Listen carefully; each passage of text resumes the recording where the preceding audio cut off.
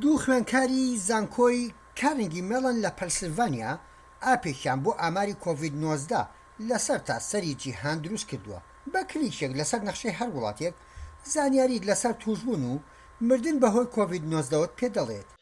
ئاسایی بچۆرە سەر وێبسایتەکەمان هەموو جیهان دەبینیت کلیک لەسەر هەر وڵاتێک بکەیت نوێترین زانیاریەکانت لەسەر کۆڤید 19 پێ دەڵێت سەبارەت بە حاڵەتی نوێی توشبوون و لەناوچوون و چاکبوونەوە لە وڵاتەدا. ئەم دوو خوێندکارە دەڵێن ئاپی کۆڤید ڤیژۆڵایدز یەکەم هەنگاویانە ئاماری نوێی کۆڤید 19 بە شێوەیەکی سێڕەهەندی. خەڵکی تر هەبوون ئەم ئاپەیان بە شێوەی دووڕەهەندی دروست کردبوو بەڵام باوەڕمان وایە بە شێوەی سێڕەهەندی هەموو شتێک دەبینیت و بە ئاسانیش دەتوانیت لەگەڵی وابستە بیت. دوو پزیشک لیز گۆڵدبێرگ و ماگنڕانی لە زانکۆی براون لە ڕۆد ئایلند پەرەیان بە ئاپێکی ترداوە. ئاپەکەیان مای کۆڤید ریسک یارمەتی خەڵکەدات دوور بن لە مەترسیەکانی توشبوون بە ڤایرۆسەکە لە شوێنی جیاواز یان لە بۆنە دیاریکراوەکاندا.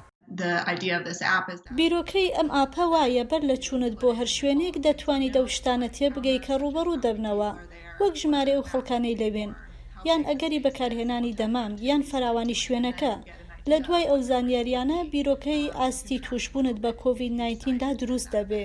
پزیشکەکان دەڵێن ویستیان یارمەتی خەڵک بدەن بۆ بە هەنوەرگرتنی مەترسیەکان و ئەو کارانەی دەیکەن لە ژیانی ڕۆژانەیاندا.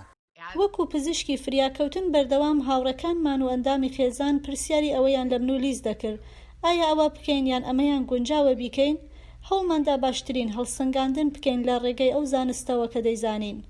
پرۆفیسۆر ڕاجات میتال لە زانکۆی ئۆهایۆش پرۆژەیەکی هەبووە بۆ کەمکردنەوەی مەترسیەکانی گواستنەوەی کۆڤید 19 بەهۆی گەشتی ئاسمانیەوە بەڵام هەوڵی نەداوە ئەو پرۆژێ بکاتە ئاپێک. ئاپەکان دەتوانن ڕێنماییت بکەن سەبارەت بە مەترسیەکانی ئەم پەتایە وەک پرۆفیسۆر ڕاجات میتال دەیڵێت ئەو ئاپانە مسۆگەری ئەوە ناکات کە تووشی ڤایرۆسەکە نەبیت. توانای ئەم ئاپە ئەوە نییە کە هەڵسەنگاندنێکی زۆر وردت بۆ بکات لە مەترسی چوونت بۆ ئەو شوێنە بەڵکو مەزەندەکردنی مەترسیەکەت پێدەڵات کە دەچتە شوێنێک 5 کەسی تایە لە چاو شوێنێکە 20 کەسی تێدایە مەترسی توشبوون چەندە لەو باوەڕەدام هەڵسەنگاندنەکان کارێکی باشە تاکو بتوانیت کۆنتڕۆڵی خۆت بکەیت. لە کاتێکا جیهان لە ململانێدا لەگەڵ ئەم پەتایە خەڵک ڕوو دەکەن ئاپەکان بۆ بڕیاردان لەسەر ئەگەر و نەگەری ڕۆژ بە ڕۆژی مەترسیەکان.